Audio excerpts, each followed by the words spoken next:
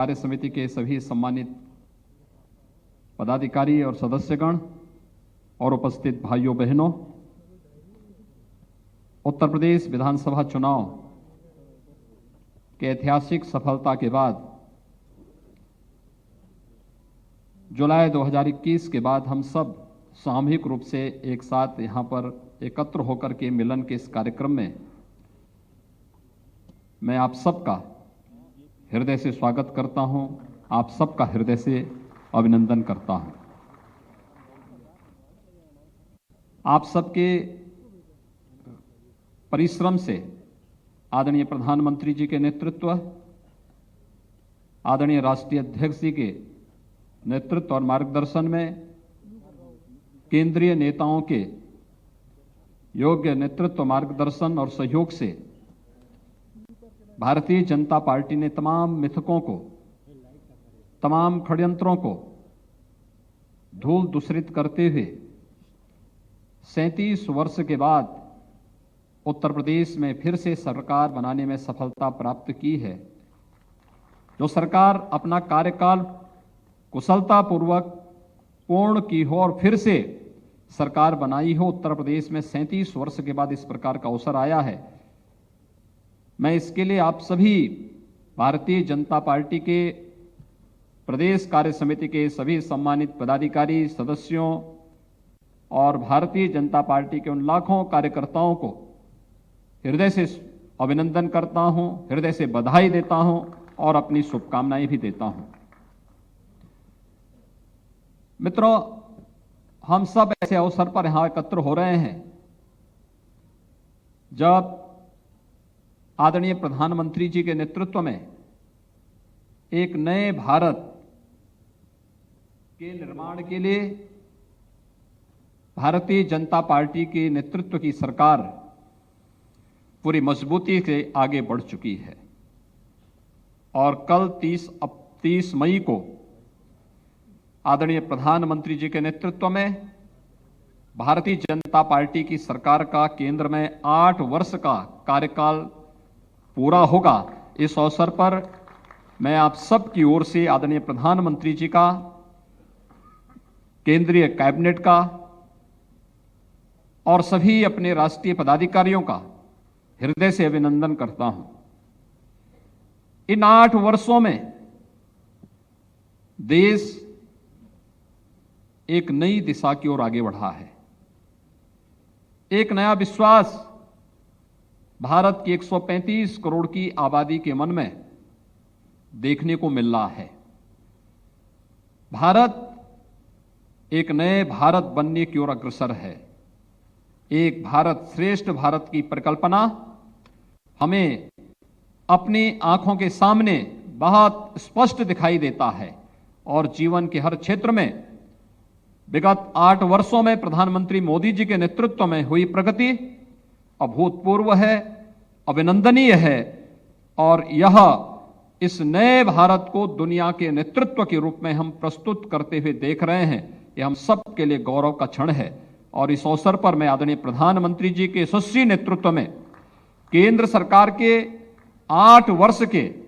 इन सफलतम कार्यकाल के लिए भी आदरणीय प्रधानमंत्री जी का, केंद्रीय कैबिनेट का, अपने सभी राष्ट्रीय पदाधिकारियों का हृदय से अभिनंदन करते हैं, स्वागत करते हैं। भाइयों बहनों, 5 वर्ष पहले प्रदेश में प्रधानमंत्री मोदी जी के आह्वान पर उत्तर प्रदेश की जनता ने भारतीय जनता पार्टी के नेतृत्व पर विश्वास किया था। और इन 5 वर्षों के अंदर उत्तर प्रदेश ने जिस यात्रा को आगे बढ़ाया वो आप सबके सामने है। उत्तर प्रदेश के सामने जो पिछली सरकारों ने अपने राजनीतिक स्वार्थों के लिए एक अविश्वास की स्थिति पैदा की थी, प्रदेश के बारे में जो धारणाएं देश और दुनिया में बन चुकी थी, इन 5 वर्षों में भले ही 3 वर्ष ही हमें कार्य करने को मिले हों, 2 वर्ष इस सदी की सबसे बड़ी महामारी कोरोना के प्रबंधन और उससे प्रत्येक नागरिक को राहत मिल सके, इस दिशा में जो प्रयास केंद्र और प्रदेश सरकार ने मिलकर के आगे बढ़ाए थे, इसमें ज्यादा समय हमारा प्रबंधन और इससे आम नागरिक को राहत मिल सके, इसमें ज्यादा समय हम लोगों को लगाना पड़ा। लेकिन उस सब के बावजूद उत्तर प्रदेश 2017 के पहले उत्तर प्रदेश के बारे में देश और दुनिया की क्या धारणा थी, राजनीतिक दलों के बारे में, सरकारों के बारे में, उत्तर प्रदेश की जनता की क्या धारणा थी, और जब 2022 में विधानसभा के चुनाव सकुशल संपन्न होने के बाद फिर से प्रदेश में भारतीय जनता पार्टी के नेतृत्व की सरकार बनी है, उस समय तक जनता के मन में राजनीतिक दल और सरकारों के बारे में क्या धारणा होनी चाहिए, यह भी आप सबके सामने है। पूरी ईमानदारी के साथ,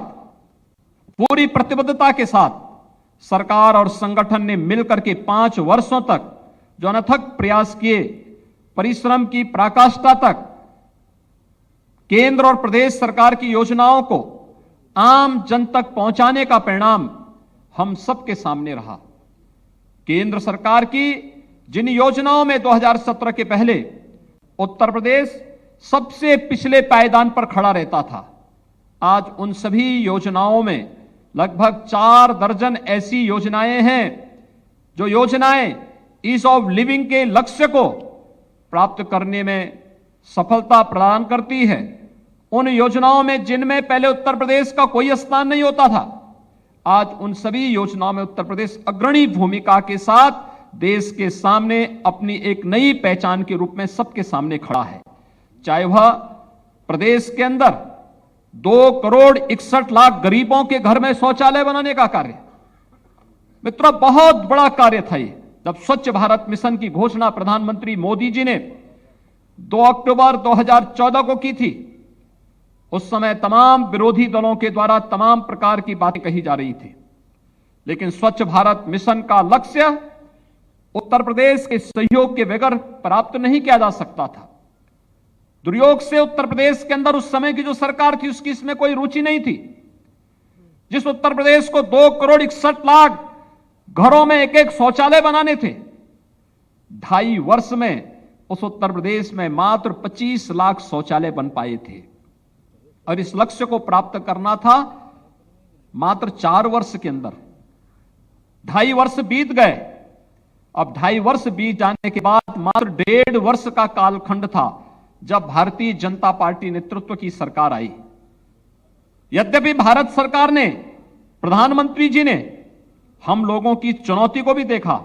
और उन्होंने उस समय इसको 1 वर्ष के लिए और बढ़ाया कि देश स्वच्छ भारत मिशन के लक्ष्य को प्राप्त करने के लिए, ओडीएफ के लक्ष्य को प्राप्त करने के लिए अब इसे 1 वर्ष तक और इसको विस्तार देती है। लेकिन उत्तर प्रदेश की टीम ने आदरणीय प्रधानमंत्री जी के नेतृत्व में जो पहले से निर्धारित समय था, अक्टूबर 2018 में ही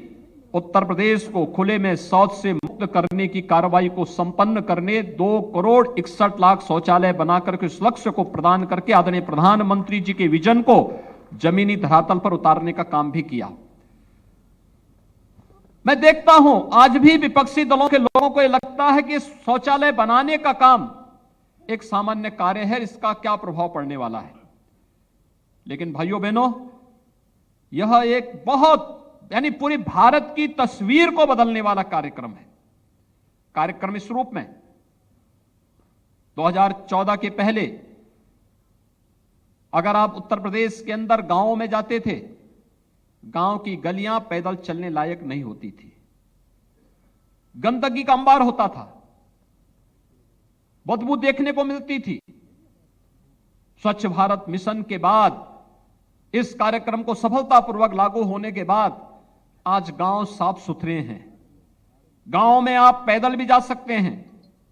कहीं कोई समस्या नहीं। एक पक्ष इसने गांव की तस्वीर को बदला है, इसकी दूसरी तस्वीर इसने नारी गरिमा की रक्षा की है, और इसकी तीसरी तस्वीर इसने हजारों बच्चों को असमय काल कलवित होने से बचाया है। इंसेफ्लाइटिस जैसी महामारी से बचाने में इस अभियान की बहुत बड़ी भूमिका है। आप में से बहुत सारे पदाधिकारी पूर्वी उत्तर प्रदेश के इंसेफ्लाइटिस से प्रभावित उन क्षेत्रों में देखे होंगे जहां पर हजारों मौतें हर वर्ष केवल मस्तिष्क ज्वर और उससे जुड़ी हुई बीमारियों से होती थी। स्वच्छ भारत मिशन लागू होने के बाद, ईमानदारी के साथ उसे लागू होने करने के बाद आज इंसेफ्लाइटिस से जिस उत्तर प्रदेश में 1.5 से 2,000 मौतें प्रतिवर्ष होती थी, हम लोगों ने विगत 5 वर्ष के अंदर स्वच्छ भारत मिशन की प्रभावी कार्य योजना को लागू करने के बाद उसकी सफलता के साथ इंसेफ्लाइटिस से होने वाली मौतों को 95% नियंत्रण करने में सफलता प्राप्त की है। 95% मौतों को रोकने का मतलब एक उस बहुत बड़े लक्ष्य को प्राप्त करने में हमें सफलता प्राप्त हुई कि आखिर परिणाम क्या है? परिणाम है जो एक मासूम काल कल्पित होता था बीमारी से, स्वच्छ भारत मिशन ने आज उसे भी जीवन की मुख्य धारा के साथ जोड़ करके जीने का अधिकार दिया है। और यह सब संभव हो पाया है प्रधानमंत्री मोदी जी के विजन के कारण। भाइयों बहनों, आज अनेक ऐसी योजनाएं, कोई सोचता था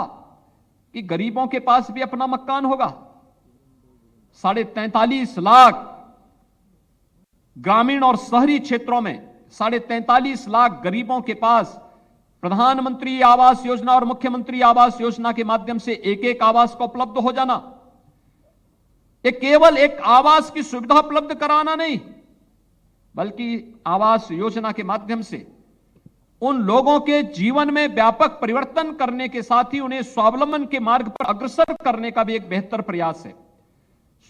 प्रधानमंत्री आवास की योजना, प्रधानमंत्री स्टार्टअप की योजना, प्रधानमंत्री स्टैंड अप की योजना, प्रदेश के अंदर एक जनपद एक उत्पाद की योजना, विश्वकर्मा श्रम सम्मान की योजना, इस प्रकार की अनेक उन योजनाओं के माध्यम से केंद्र और प्रदेश सरकार ने मिलकर के डबल इंजन का एहसास उत्तर प्रदेश की 25 करोड़ जनता को कराने में सफलता प्राप्त की।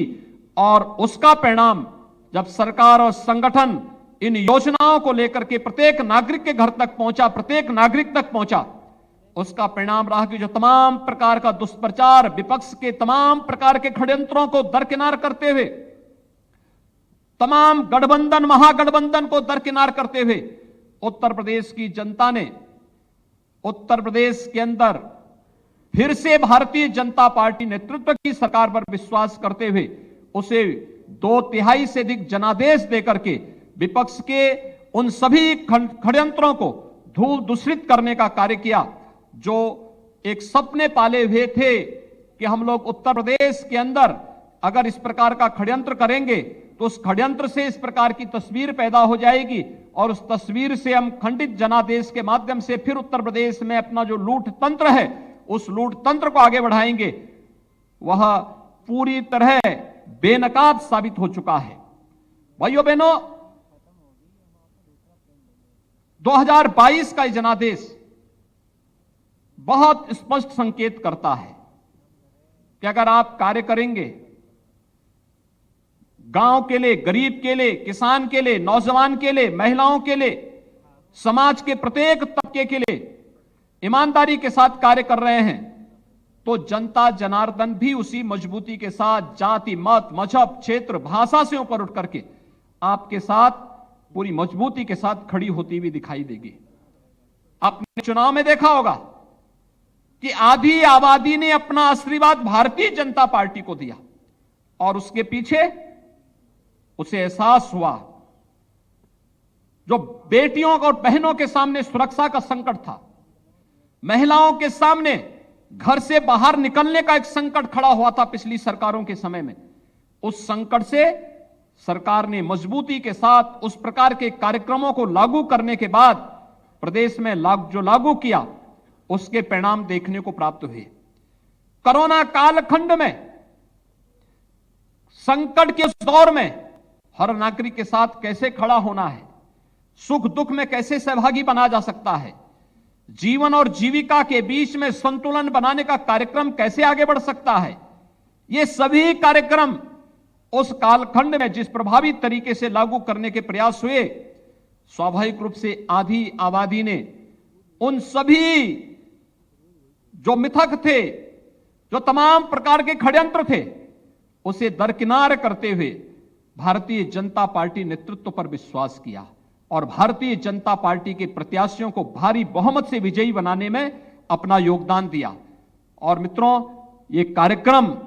अनवरत रूप से आगे बढ़ सके, आज ये हम सबके सामने एक नई चुनौती होगी, क्योंकि यह तो एक निरंतर चलने वाली प्रक्रिया का हिस्सा है। उत्तर प्रदेश में नई सरकार का गठन हो चुका है। नई सरकार के गठन के साथ प्रदेश में नया बजट भी आ गया है। आपने देखा होगा कि सरकार का गठन पूर्ण बहुमत के साथ विधानसभा में 2/3 से अधिक बहुमत के साथ भारतीय जनता पार्टी की सरकार बनी। पहली बार हो रहा है जब भारतीय जनता पार्टी को विधान परिषद में भी पूर्ण बहुमत प्राप्त हुआ है और 2/3 से अधिक बहुमत भारतीय जनता पार्टी के पास। सामान्य कार्यकर्ता भी आज विधान परिषद में भारतीय जनता पार्टी का प्रतिनिधित्व करता हुआ दिखाई देता है। दोनों सदन में भारतीय जनता पार्टी के पास पूर्ण बहुमत हो, यह पहली बार उत्तर प्रदेश के अंदर देखने को मिला है। और यह मैं उत्तर प्रदेश के उन लाखों कार्यकर्ताओं के विश्वास के प्रति हृदय से धन्यवाद देता हूं, जिन्होंने इस पूरी प्रक्रिया के साथ पूरी मजबूती के साथ जुड़ करके भारतीय जनता पार्टी को दोनों सदनों में पूर्ण बहुमत दिलाने के लिए अनथक प्रयास किया और आज उसका परिणाम हम सबके सामने है। नया बजट भी आपके सामने आ चुका है। मित्रों, सरकार ने अपना नया बजट प्रस्तुत किया है। नई सरकार का नया बजट, लोक कल्याण संकल्प पत्र, जिसके आधार पर हम लोग प्रधानमंत्री मोदी जी के मार्गदर्शन और नेतृत्व में, आदरणीय राष्ट्रीय अध्यक्ष जी के नेतृत्व में जनता जनार्दन की अदालत में गए थे। 130 संकल्पों के साथ हम आगे बढ़े थे। पहले ही बजट में 97 संकल्पों को पूरा करने के साथ सरकार उसके लिए 54,000 करोड़ रुपए से अधिक की धनराशि की व्यवस्था भी बजट में प्रावधान कर चुकी है।